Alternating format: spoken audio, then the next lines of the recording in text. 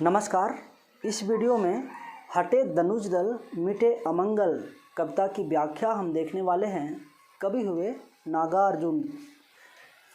हटे दनुज दल मिटे अमंगल।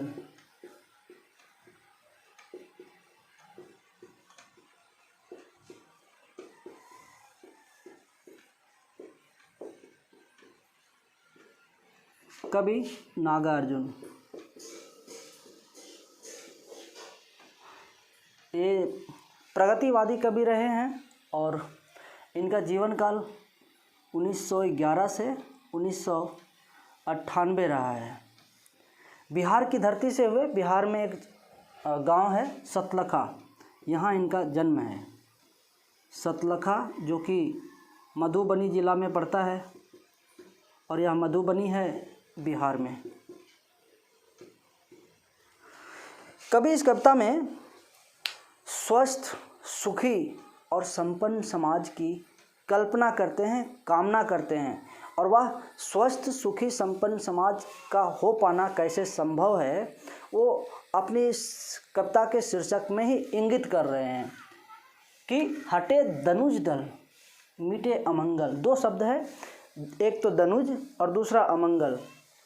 कवि कह रहे हैं कि ये दनुज दल के हटने मात्र से ही समाज में होने वाले दुर्व्यवहार, अनाचार, अनिष्ट, अनर्थ, जिसकी हम कामना नहीं करते, ऐसी घटनाएं, अप्रिय घटनाएं नहीं घटेंगी।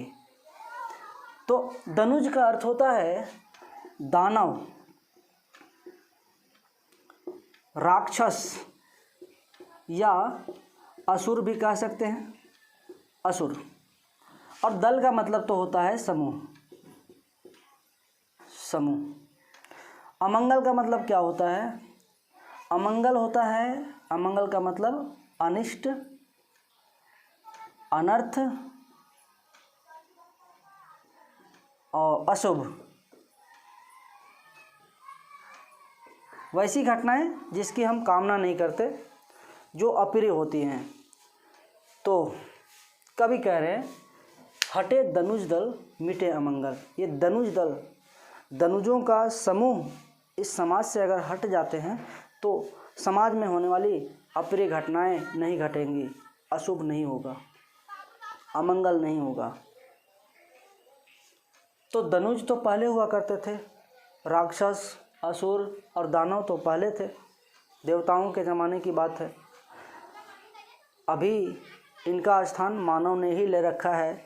कवि का तात्पर्य अभी के वर्तमान समय के मानव से है, जो समाज में अराजकता फैलाते हैं, जो समाज के स्वस्थ समाज को बीमार करने में अपनी सहायक भूमिका निभाते हैं। वैसे लोग जो हत्यारा हैं, जो डाकू हैं, जो अपहरणकर्ता हैं, जो बलात्कारी है, जो चोर है, जो बदमाश है, लंपट है, नंगा है, लुच्चा है, मतलब जो नीच हरकत करे, जो भ्रष्ट है, ऐसे लोग समाज का सरदर्द बने हुए हैं और समाज को एक तरह से दहशत में लाए रहते हैं। हर तरफ लगता है पता नहीं कहाँ क्या हो जाएगा। कवि का तात्पर्य है, कवि का कहना है कि अगर ऐसे लोग समाज से या तो हट जाएं या फिर सुधर जाएं तो समाज में होने वाली अप्रिय घटनाएं नहीं घटेंगी, नहीं होंगी। तो छोटी सी कविता है, पहले कविता पढ़ लेता हूँ पूरा, फिर इसकी व्याख्या पर चलेंगे। पुलकित तन हो, मुकुलित मन हो, सरस और सक्षम जीवन हो, फिर ना युद्ध हो, गति न रुद्ध हो, निर्भय निरांतक यौवन हो। अन्न वस्त्रदा, सुखदा, शुभदा, प्राणों से भी बढ़कर प्यारी, हेम किरीटिनी, जल्दी पैंजनी, बने स्वर्ग या भूमि हमारी। अधर अधर पर हास अनस्वर, सिर सिर पर अमिताभ ताज हो, सतत अभ्युदित, जन जन प्रमुदित, सर्व सुखद सुंदर समाज हो। सभी कलाधर, सभी सुधाकर, सबके मुँह पर अतुल कांति हो, हटे धनुष दल मिटे अमंगल, जल थल नभ सर्वत्र शांति हो। ये है हटे धनुष दल मिटे अमंगल कविता। अब इसकी व्याख्या देखें तो कवि कह रहे हैं पुलकित तन हो, मुकुलित मन हो, सरस और सक्षम जीवन हो। ये पुलकित तन हो और मुकुलित मन हो से क्या मतलब है? कवि कह रहे हैं पुलकित तन हो, मतलब समाज में लोग ऐसे हों जो सुपोषित हों, सुडौल हों, ना ही वो गरीबी और अभाव के कारण कुपोषित हो, कुपोषण का शिकार हो, और ना ही उनका एक्स्ट्रा फैट हो और मोटापा का शिकार हो। पुलकित तन हो, तन का अर्थ होता है काया, शरीर। तो ऐसे शरीर वाले हों जो स्वस्थ और सुडौल हों, सुपोषित हों। 3 तरह के लोग होते हैं दुनिया में। एक तो जिसकी कामना कर रहे हैं कभी, सुपोषित, स्वस्थ, सुडौल, हृष्ट पुष्ट, और दूसरे तरह के होते हैं कुपोषित, जो मजबूरी में, अभाव में हो जाते हैं। गरीब माँ बाप अपने बच्चों को ठीक से भोजन नहीं करा पाते, बढ़िया भोजन उपलब्ध नहीं करवा पाते, इसलिए बच्चे कुपोषण का शिकार हो जाते हैं और जीवन भर कुपोषण से ग्रस्त रह जाते हैं। फिर तो कवि का मानना है कि ऐसे लोग भी ना हो समाज में। और तीसरे तरह के जो मोटापा का शिकार हो जाते हैं, जिनका काम बस खाना और सोना, या फिर काम भी करेंगे तो मेंटल लेवल का, दिमागी स्तर का, जिससे उनका शारीरिक परिश्रम कुछ नहीं हो पाता और वो मोटापा से ग्रसित हो जाते हैं, मोटापा का शिकार हो जाते हैं। और मोटापा इस कदर बढ़ जाता है कि फिर उनको चलना फिरना, उठना बैठना मुश्किल हो जाता है। ऐसे मोटू लोग हो जाते हैं कि सोएंगे तो बड़ा मुश्किल, इधर से इधर करवट फेरने की मन किया, इच्छा हुई तो खुद तो मुश्किल से फेर लेंगे, लेकिन उनका पेट को इधर करने के लिए आदमी चाहिए, फिर उठा के इधर करना होगा। तो ऐसे लोग भी हैं। कवि कह रहे हैं ना कुपोषण का शिकार वाले लोग हों और ना ही मोटापा का शिकार वाले, सुपोषित हों, स्वस्थ हों, पुलकित तन वाले हों, शरीर में रोमांच हो, पुलक हो, उसको बोलते हैं फुलुक शरीर वाला, है ना। मुकुलित मन हो, और मन कैसा हो? मुकुलित हो, खिला सा, एकदम प्रसन्न चित्त, हंसी खुशी, खुश मिजाज हो, सकारात्मक विचार वाला हो, मुकुलित मन हो, सरस और सक्षम जीवन हो। जीवन कैसा हो? सरस हो। सरस का मतलब रस युक्त, जीने में मज़ा आता हो, जीवन बोझ ना लगता हो, ऐसा हो जीवन। सक्षम जीवन हो, जीवन सक्षम हो, मतलब कुछ भी कर सकने में, जो कुछ नेक काम करना चाहते हो लोग तो उसे कर पाने में सक्षम हो। किसी तरह का व्यवधान तो आना है, हर काम में व्यवधान आता है, लेकिन उस व्यवधान से लड़ने की क्षमता हो उसमें। फिर ना युद्ध हो, गति न रुद्ध हो। कभी कहते हैं कि युद्ध बड़ा त्रासदी वाला होता है, वो दोनों पक्षों को नुकसान में डालता है। एक तो पक्ष वाला को भी नुकसान में डालता है, विपक्ष वाला को, दोनों तरफ को लोग को। उस उदाहरण में आप देख लीजिए, अपने घर का युद्ध नुकसान होता है, अपने घर और पड़ोसी के बीच का युद्ध नुकसान ही होता है, अपने देश और पड़ोसी देश के बीच का युद्ध, उसमें भी नुकसान। प्रथम विश्व युद्ध का उदाहरण देख लीजिए, उसका इतिहास पढ़ लीजिए, नुकसान ही हुआ है। द्वितीय विश्व युद्ध का उदाहरण देख लीजिए, भयंकर नुकसान हुआ है। महाभारत के युद्ध का उदाहरण देख लीजिए, भयानक नुकसान हुआ है। पांडव युद्ध जीत लिए, लेकिन पश्चाताप की अग्नि में जल रहे थे कि ये युद्ध जीतकर क्या किया, अपने ही लोगों को मारकर जीता हुआ युद्ध किस काम का, क्या मिला। तो द्वितीय विश्व युद्ध का खामियाजा तो अभी भी जापान भुगत रहा है, अभी भी वहाँ के लोग अपंग पैदा हो रहे हैं। तो युद्ध में हमेशा नुकसान हुआ है। फिर ना युद्ध हो, गति न रुद्ध हो। युद्ध में गति रुद्ध हो जाता है, रुद्ध का मतलब थम सा जाता है,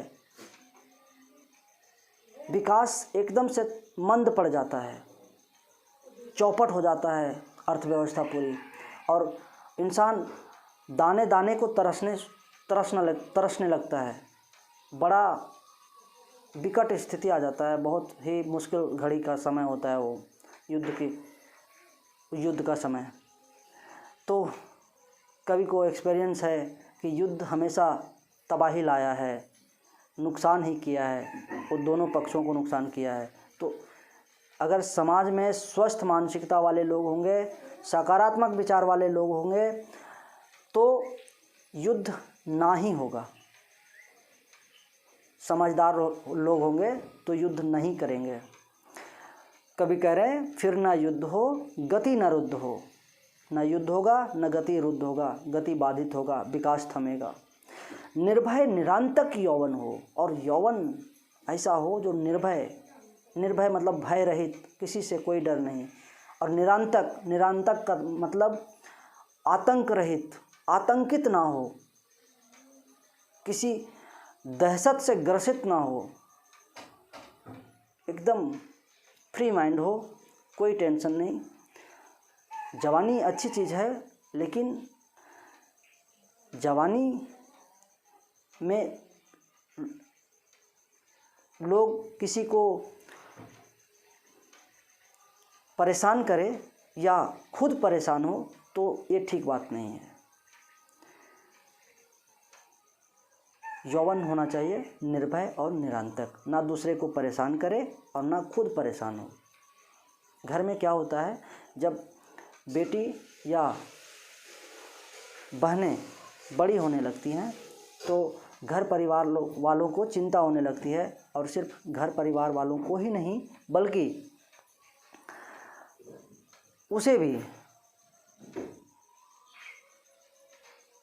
तो कवि कह रहे हैं कि ऐसा यौवन जो ना तो आतंकित हो, दूसरे से भयभीत हो, और ना ही दूसरे को भयभीत करे, इस तरह का यौवन हो, स्वस्थ मानसिकता वाला।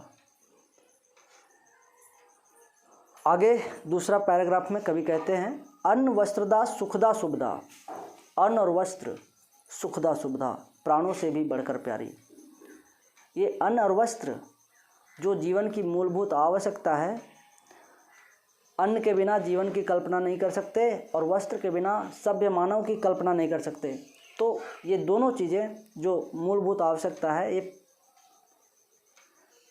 सुखदा सुविधा, सुखी रूप से मिल सके, शुभ रूप से अच्छे मिल सके, इसके लिए बहुत ज़्यादा मशक्क़त करने की आवश्यकता ना पड़े, सबको उपलब्ध हो, क्योंकि ये जीवन की मूलभूत आवश्यकता है।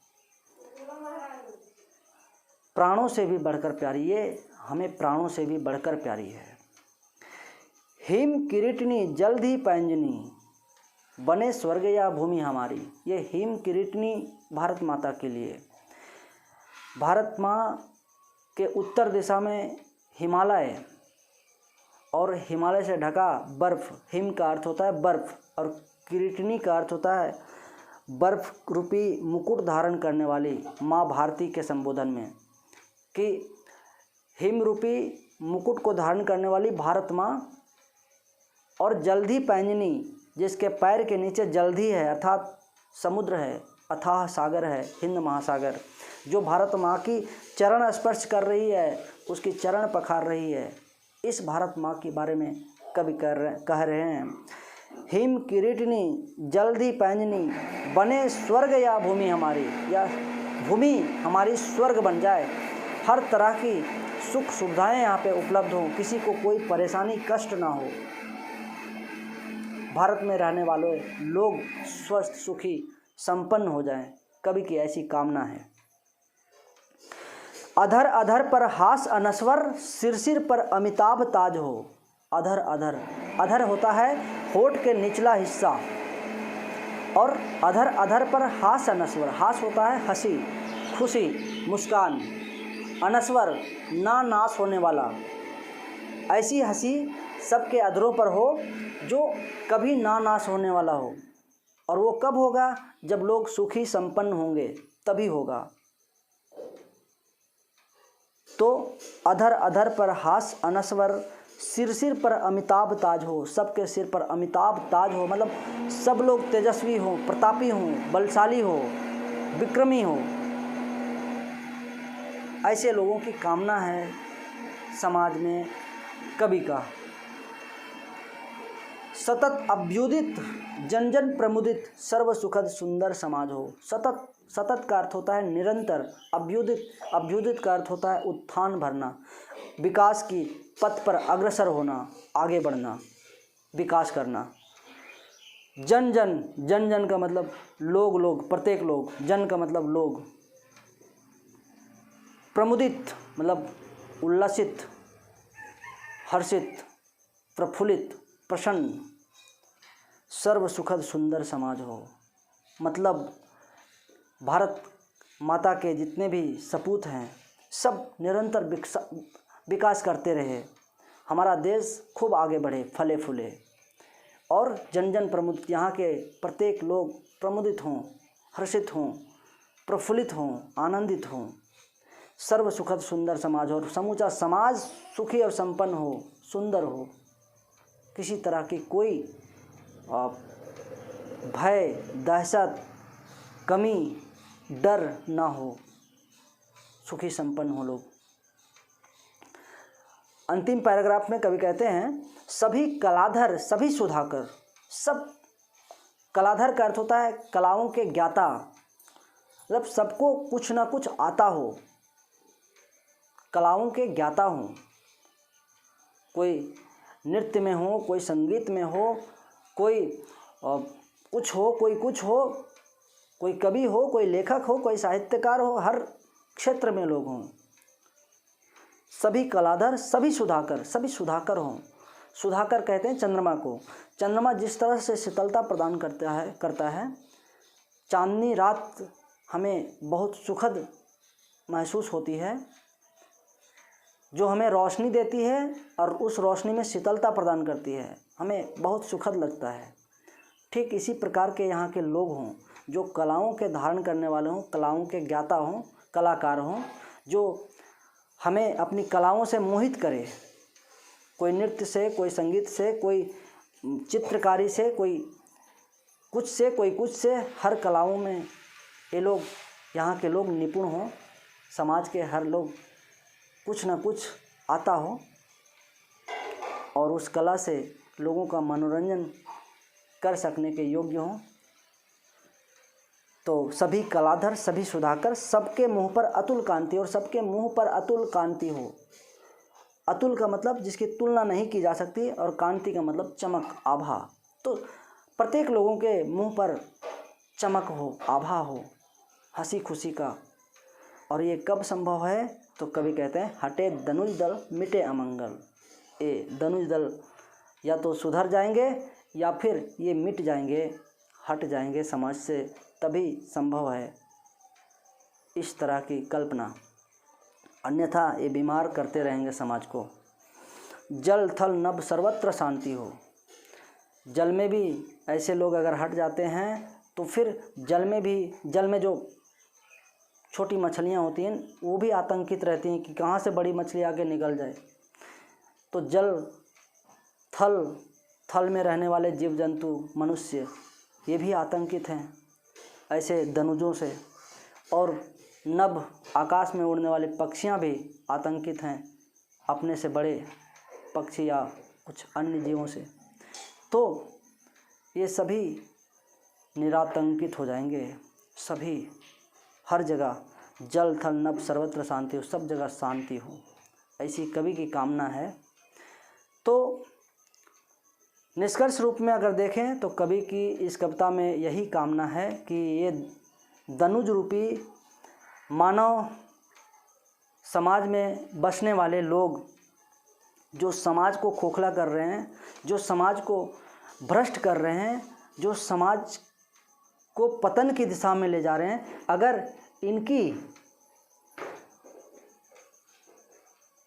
अगर ये सुधर जाते हैं या समाज से हट जाते हैं तो समाज में होने वाली अनिष्ट, अनर्थ, अनर्गल घटनाएं नहीं घटेंगी और समाज सकारात्मकता की ओर आगे बढ़ेगा, विकास की ओर अग्रसर होगा। तो आशा करता हूँ आपको ये कविता की व्याख्या समझ आई होगी। मिलूँगा फिर अगली बार किसी नई टॉपिक के साथ। आपको कुछ शब्द का अर्थ ना आया हो या कोई पंक्ति समझ में ना आई हो तो आप ज़रूर कमेंट में पूछिए, मैं उसका जवाब दूंगा। मिलता हूँ फिर अगली बार। नमस्कार, धन्यवाद।